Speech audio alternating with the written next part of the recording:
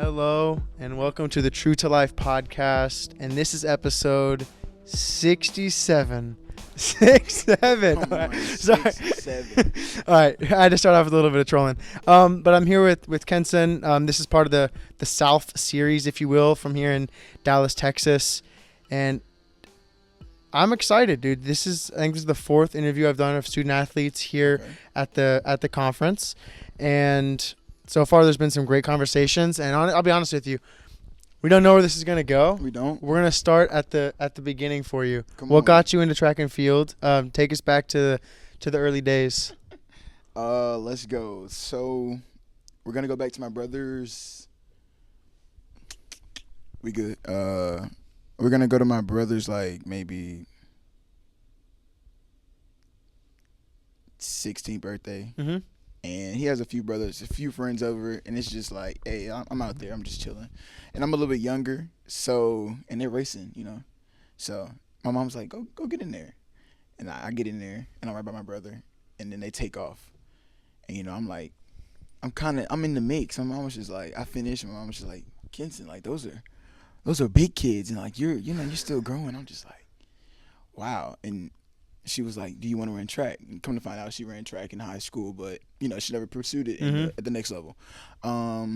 Then at that age, I took off. So I started around 8. I finished my first season. I went to the Junior Olympics. So, I mean, after that, we were like, hey, I think you need to try this and keep going with it. So that's what it was. And I was doing track and football my whole life, and getting into college is when I took the break from football, and it was a little hard, but it was cool. So track has been my life, I would say. How old were you when you made that switch? My freshman year of college. Okay, cool. Yeah. So I mean, not long ago, 5 years ago. Mm-hmm. So I mean, it was cool, but I mean, getting past that was a obstacle itself. But yeah, track has been a blessing. All right, so once you went all in on track, what's the hardest part? That like would have been the hurdles. Look at that. First off, what events do you run? Okay, so I'm a short sprinter, Mm-hmm. long jumper though. Long jump is my forte, bread and butter. 3-time All-American, blessed to say. Went to Olympic trials. Hold up. summer. That's awesome. Yes, Congratulations.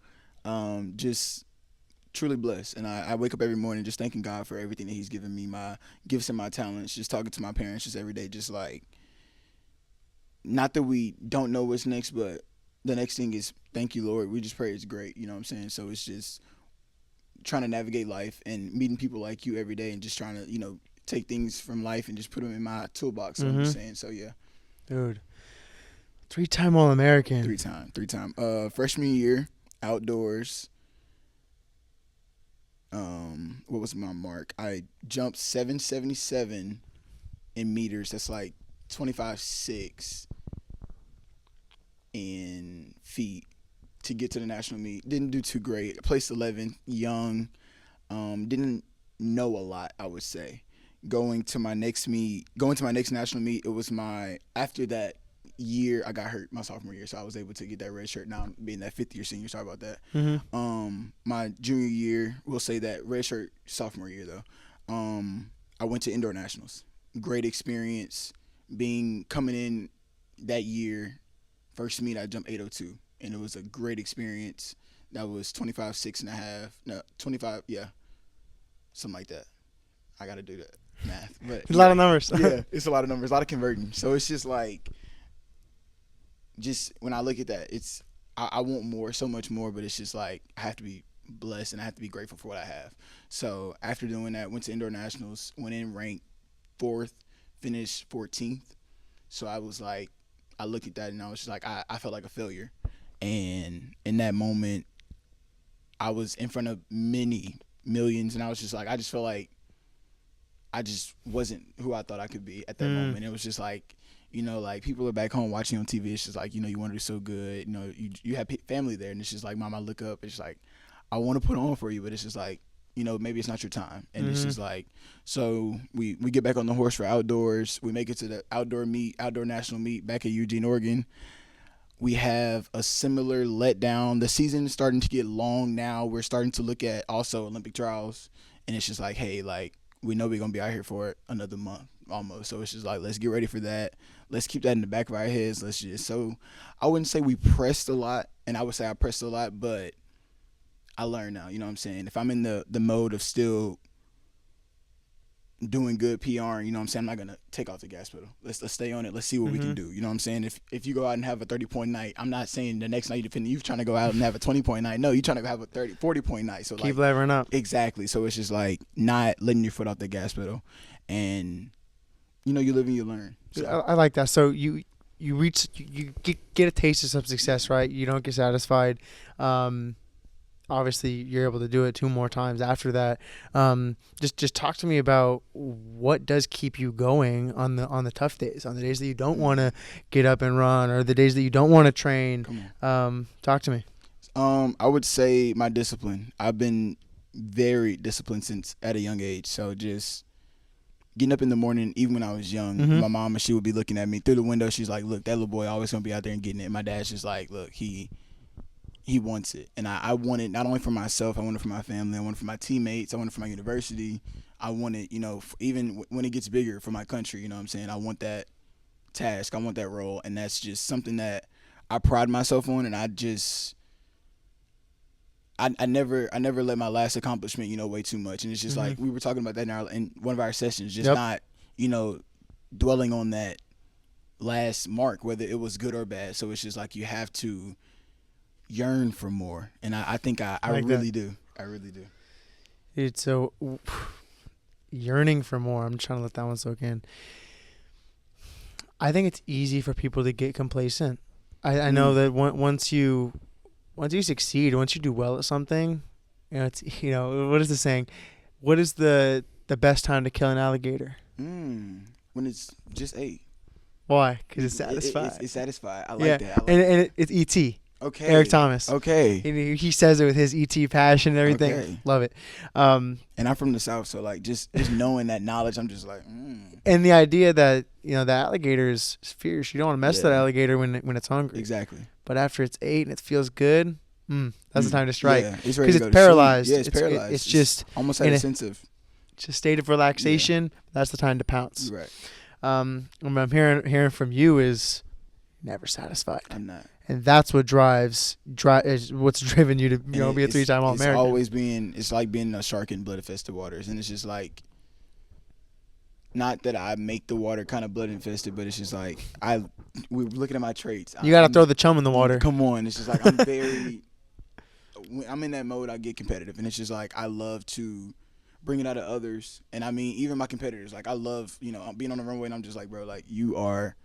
You bring something good to the table. And it's just like, I look at you and a great guy, good recognizes good. So, you know what I'm saying? So, it's just like, I respect game. So, it's just like, that just brings out my game even more. And it's just like, watching greats, watching LeBron James play basketball, watching anybody do anything great. It's just like, I respect that. And I want that for me in my respective place, though. And that's not me trying to, be like you or any place, but it's just like, I like that. You know what I'm saying? So, yeah. Totally. So take me to, what university are you at? I don't even think you've mentioned that yet. I'm at Lamar University, home of the Cards. We are located in Beaumont, Texas, 45 minutes from Houston. You drive here? I got on a flight. Okay. Thank you, Lord. They blessed me. What division? D1. Division 1. Yeah, Division 1. Don't want to assume. Southland Conference. In the conference with UIW, Texas Commerce, East Texas Commerce, East Texas Baptist. So we have some comp. SFA. So it's a pretty good conference, small, but we bring a lot. We play a lot of good competition. How many students are at your school, roughly? You're making my brain work. Roughly. Give me I'm just trying to understand what kind of student body you guys are working with. I would have to look that up for you. That's all right. And Are you on campus often? Do you live off campus? I do live off campus. Okay, me too. So that has been a different, life. It's completely different. It's a different life. And I was just like, my freshman, sophomore year, getting hurt. Does it feel busy on campus though? Like, yes. is it buzzing? At times, and I would say COVID really had a lot to do with our campus. And my freshman year, I got on campus, and it was just like a ghost town. And every year was just like more and more was happening on campus, and I was just like, I see what I can do here. And that's another reason why I kind of stayed at Lamar. Dude, that's a nice feeling. Like, I have built not a legacy, but a career. And people call it a legacy, and I just Mm-hmm. I hate to put that name on it yet, but it's just like I call it right now a career because I'm building something every day, trying to learn every day, whether it's from the AD, assistant AD, basketball, strength and conditioning coach. Mm-hmm. Like I don't care who it is. If you have a chunk to give to me, I'll take it. Maybe it's not something good always, but I can always let it fly through the ear. And I mean, my parents have always told me that, like, you can take what you want, you can let the other stuff fly out your ear. And that's good and bad stuff. So that's just how I want to say stepped on campus and just allow myself to be a sponge. And Got to be. yes. So, how do you approach the balance of athletic achievement, athletic rigor, your discipline in the athletic realm with, the student component? Mm-hmm. Student athlete. It's a balance. But also like looking towards like careers, jobs, like what that future looks like for you. So, what does that balancing look like in your world? So we kind of got into the track accolades, and I'm blessed for them, and they look good on the resume. I'm blessed for an internship I had this kind of small summer. It was great. I was at a company named Manning's. I'm still working with them part-time, and that's great. They've been very helpful with my schedule. They're working with me, so it's just the fact that you tell people your story, they understand, and they listen. And you know what I'm saying? So it's been a blessing in my life to experience that, but also to be on campus and be in a student org. Man Up that's an org on our campus. Man Up, it's a group of all men, but we also have a sister org, woman to woman. We work well together, being both groups and just separately and together. But it's just like being around like-minded people. And what I was looking for, I prayed for it. Like after my sophomore year getting hurt, I was like, I need something outside of track. And it was just like, I'm more than track. I'm more than just an athlete, but what people already know about me, what can I use it for? You know what I'm saying? To open that door, but to also show them that I'm more than this. And it's only been a blessing. I can truly say it's only been a blessing, and just my getting it last year. So this fall semester I started with Man Up. The spring semester I was interim SGA senior representative, so that was Leadership position. Yeah. It was great. So just having people come to me and just, hey Kenson, can you talk to Ethan about this, talk to our president about this, talk to da da da da, and I was just like, look, I got you. And it was just like, it felt like I was stepping into something new and I didn't even know it, and it was just like I embraced it, and I didn't turn from it and try to be like, hey, like maybe this isn't for me. But the next year, getting into this fall this year, I tried to run for office, and it was just like in the summer I was like, hey, I had a season that I didn't want this year, so we'll get into it. This indoor, I had a pretty good indoor. This last indoor, I had a pretty good indoor. One indoor with indoor conference, didn't go to indoor national, so that was just like but it's a hard meet to get to. Getting in the outdoor, I got fifth in conference, and that kind of hurt. It was just like, what did I do? And it was just like, maybe I was focused maybe on the outside stuff a little bit too much. So the time management kind of came in, and just like the summer I was able to actually take a step back and see what I was doing, and like in a way of, was it right? Was I doing this, correctly? And it was just like, nah, maybe I could have spent some more time here or there. And it was just like, hey, you live and you learn. You're constantly adjusting, given on the different year. I mean, you're in your fifth year right now. The way that you schedule and plan your life as a fifth year is so much different than totally you were different. previously. It's like you have so much more that you're planning for now. Like first and second year, you have 2-3 more years of college up ahead, but now you're 2-3 years out is career, It's life, coming. job focused. Life is coming.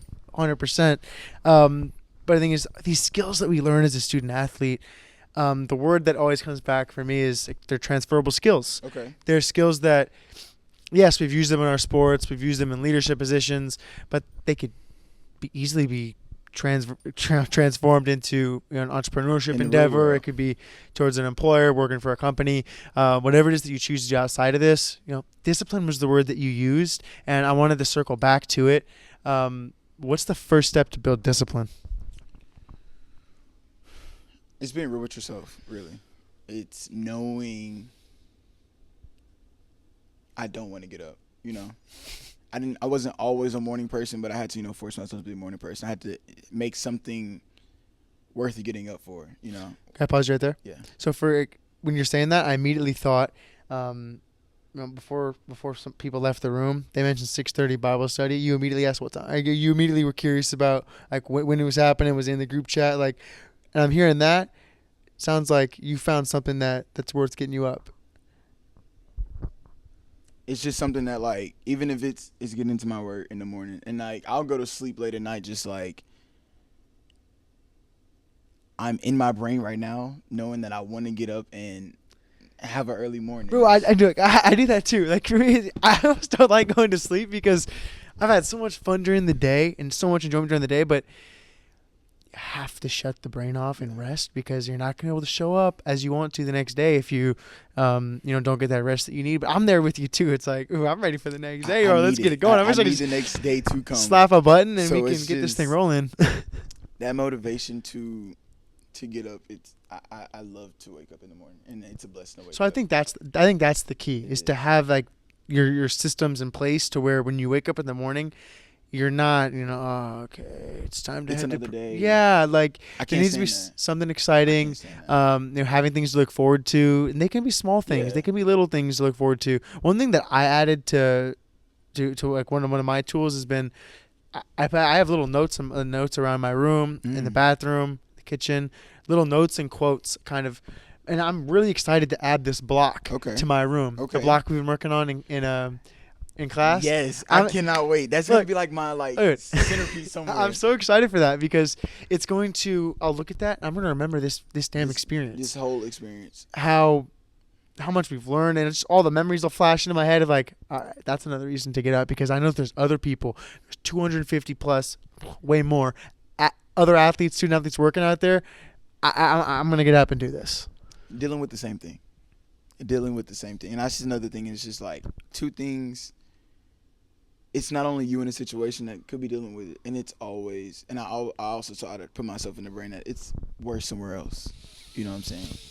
It's worse somewhere else. So it's just like, let me do my part in my life and making myself try to smile before I go try to make anybody else smile, before I go see anybody else.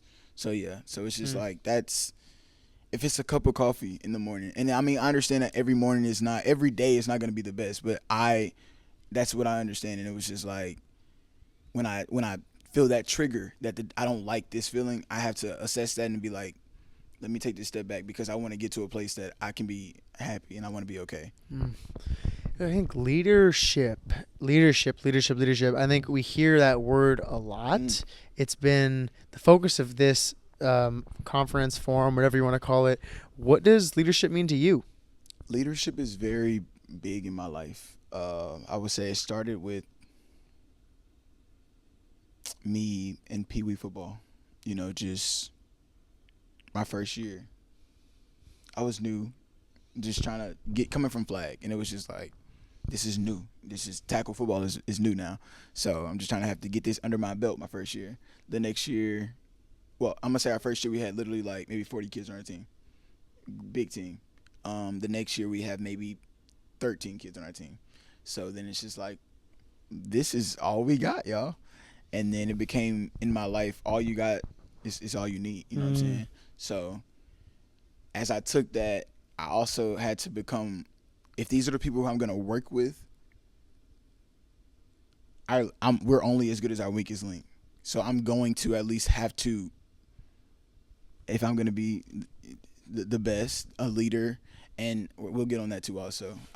We'll help. We'll get everybody on the same trait. We'll get everybody on the same, page. We'll get the train rolling.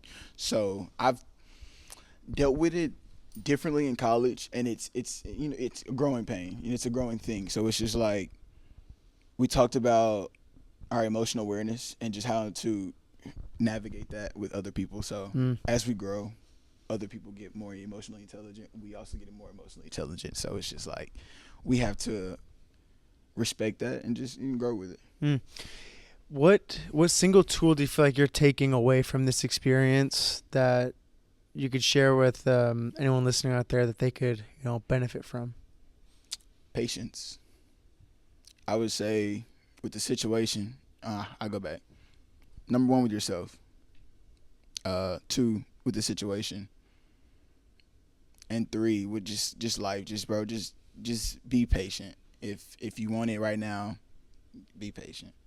Because I mean, it's not gonna come tomorrow. I promise you. And I mean, if it comes tomorrow, how did you get it? And that's in sport. That's the result that you want. That's the bank account. That's whatever. That's the friends that you want. I mean, if relationships take time to grow, you have to be patient. You know what I'm saying? The job takes time. The result takes time. So it's just like I've lived that life of patience, but not knowing. And then it's just also now trying to be like, all right, I kind of want some stuff now. But it's just like, hey, it's maybe not your turn. It's maybe somebody else's turn. You know what I'm saying? So, but also be ready though for your turn. So that's why I say that patience. But if it's maybe not your turn right now, don't worry, but be ready for your turn though, because it'll pass you up though too also. Dude, I'm gonna double click on this. I rush around like the world's falling over every day. Every day I rush around with that sense of urgency. However, I've realized it's much more important to slow down and be patient. Like you're mentioning, it's making me think when you wake up. And I think the speaker today mentioned it is like taking those 10-second pauses before doing things. I've been doing that a lot. Just 10 seconds. I've been doing that a lot. Everyone has 10 seconds. Yes. If you everyone has 10 seconds. You think you don't have 10 seconds, you got 10 seconds. I promise. Everyone has 10 seconds. Yeah, you got to utilize it. But stack it. Like it's 10 seconds here. On every hour, even. Everyone has that. We all have it, all right? Whenever you need You spend 10 seconds looking at your notifications on your phone. Like, everyone has it, right? So we take 10 seconds doom scrolling. So it's just like, come on, we can do much more, and we can, like, time manage so much better. I think it's moving with level of patience. Like, even walking, like, you shouldn't be in a – and look, this is me. This is me talking because – I like that walking. Walk – I'm speed walking around campus. Yeah, I'm speed walking around campus. I'm going to class, running to practice, running off to tutor a client, then I'm running back home to do God knows what. Busy. But I'm implementing those 10-second breaths, and then in addition to that, just moving with more a slower pace and just being more intentional with the way that I move around the world. And if I'm outside, the phone's not in my I'm not looking down at my phone. Really? That was my single takeaway from this experience. Okay. All right. Because if my phone is down in a way, when I pass by someone and walking, I'm more likely to say something to them, connect with them, acknowledge the human being that's in my space. But if I'm on my phone tending to an email, to a client, to this and that, I can carve that time in when I'm indoors. I think we already spend way too much of our time indoors as it is. We do. We spend way too much of our time in technology. Just think about we grew up in a classroom, right? You know, it's school time. And then we got an hour lunch break and maybe a 10-minute recess. And go sit back down. Or whatever it was, right? So we spent all this time indoors. That's going to be something that I'm taking away and I'm looking to implement when I get back to campus. I like that. It's all encompassing. All right. Do you have any final closing little 1%ers? Any little thoughts, quotes, or anything you want to share with with anyone listening out there, or with me? I'm listening too. Nah, it's been a blessing. You know, meeting everybody here. You know, really being on Blue Team. Blue Team. Even before we got here. Even before we got here, Nadik had made us a group chat, and it was probably like just a homie, thing to do. And it was just like, bro, like I felt your spirit already come across, just that text. And it was just like, number one, he cares. And number two, it's just like that's love, bro. So it's just, you keep doing what you're doing. I really appreciate this opportunity for me to share my story. Everybody out there, you all have a story. We all have our own story. Just don't be afraid to share it. Sometimes I get afraid to speak out on some of the things that I've done in my life, but it's like, it's okay to let your light shine a little bit because, somebody may need it someday. So it's just like, but take that patience, and I thank you so much, brother. Really. Kenson, bro, we're definitely gonna be tapped in. I have something to double. You keep on like laving me up for these double clicks. Come on, look, because I can, if I can't hoop, I can throw an assist. I can throw a line. I can do this. I can do that. I'm a double click. We in basketball we call this a click boom. Okay. Actually, it wouldn't be because a click would mean I'd make an additional pass, but anyway, just a click boom. All right. So you mentioned being a light and shining. Okay. the cloudy, the misfortune is a guarantee. It could be a lot worse, like you mentioned earlier. The cloudy and the dark days are coming down the road. Be present and shine in the light in the moment that we're in right now, in this moment. That's also the takeaway from this experience too. It's like, be where your feet are, y'all. Yes. Like, really be where your feet are at, like at the very moment. Like whatever you're doing, do that. If you're in the shower, be in the shower. If you're driving a car, drive the car. If you're cooking food, cook the food. Please, you got to be where your feet are at. If you're sitting with somebody, sit with them. Talk to them. Connect with them. Be vulnerable, y'all. Open up to people. And I feel like, I don't know where this has come from. I don't even know. I feel like I don't know if our generation is doing this better or worse. But be vulnerable. Just be vulnerable. And don't be afraid to open up to people. And I mean, we have to. It's the only way that our generation is going to get our country out of the mess that previous generations have got us into. It's if the young generation, us, our Gen Z and Gen Alpha, as they climb the ladder, we're the ones that need to take more pride in the country and in the community that we're building. And I think it starts with us beginning to communicate and interact with each other. And that's one person at a time.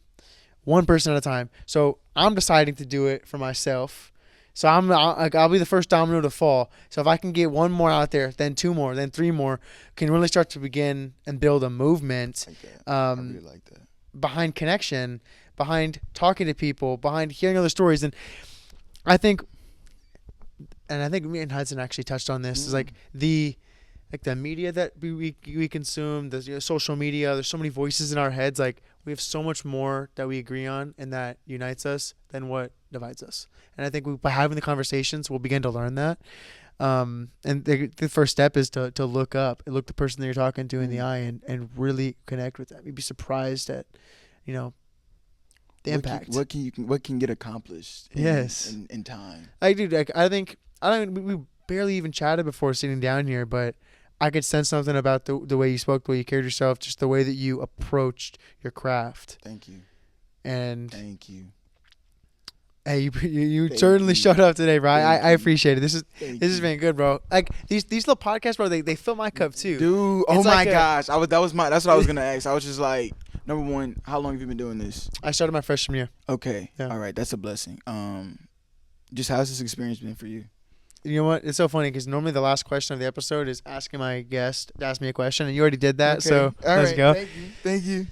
How's the experience been for me? Come on. It challenges me to be better. Hearing the guest stories and hearing what they're doing, because I only ask someone to be a guest on the show like for a reason. They have to speak to me in some way or speak to like the mission that I'm trying to. That means a lot. That I'm trying to push out, and hearing the story, hearing how people approach their lives, and being able to hear conversations and hear from people that I normally wouldn't be able to speak with, I love it, and it's the main reason why I continue to do this. Is the conversation, and it encourages me to connect, to ask questions, to be curious. And I believe it makes me a better person. And if it makes a small impact out there to anyone, if the story connects, you never know. And it's my way to, shine the light and for me to get to share my ideas. But it also puts also a light and opportunity on the person I'm speaking with, because maybe your story connects to someone. And then that's like, you're talking about assists, like putting that gets a little magnet out there. Like, you never know. We don't know. Like the technology, the way it's shared, the algorithms, how everything works. You're like, right.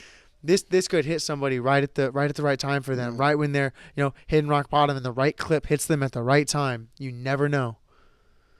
Maybe it's not even about the clips. Maybe it's just about this conversation on this couch right now. And you never know. I don't care what it's about, bro. And I take that. And I would take that. Like, just being asked to come sit right here next to you, it really means a lot. Just to be able to share my story. And I tell you that it really means a lot. Like, I was adamant with texting you back. I went and took me a shower. I was like, I'm looking at you now like you're on it still. You're on it still. And this is cool. This is amazing, and God bless you, brother. Kenson, I appreciate you shouting again. God bless you, You double clicked on that. I appreciate it. This is episode 6-7. Bro, We had to do it. This is so bad because it's so brain rotty, and like I don't like that. It's like it totally took over. If my teammates see this, they're literally gonna be like, it's because I'm at practice. I'm like, nah, don't 6-7, yo. Yeah, I know. Me Stop too. 6-7. I'm the same way, bro. So it's fine. We had to make a little joke for ourselves. It's good. It's good fun. Though this is episode 67. Though I'm super. Man, I'm gonna be at 100 here in like a few months. That's a blessing. 3-4 months. Come on. Dude. All right. Anyway, I'm getting ahead of myself. We're here though. We're here now. Like I say at the end of every episode, the number one way to share a podcast. The number one way to grow a podcast. I butcher that every time. The number one way to grow a podcast is through sharing it. So if you have a friend, a family member, a loved one, any acquaintance that you think this conversation could help or impact in any way, please send it to them. You never know what that could do for somebody. You never know. That's real. We covered so much here. I appreciate your vulnerability too. Opening up about your story. It's a special place, and I'm excited to keep doing this. These interviews, they give me energy, and couldn't have asked for a better conversation at this 11:30 on a Saturday night, man. Look, we're here grinding. This day has been long. It's a long day, bro.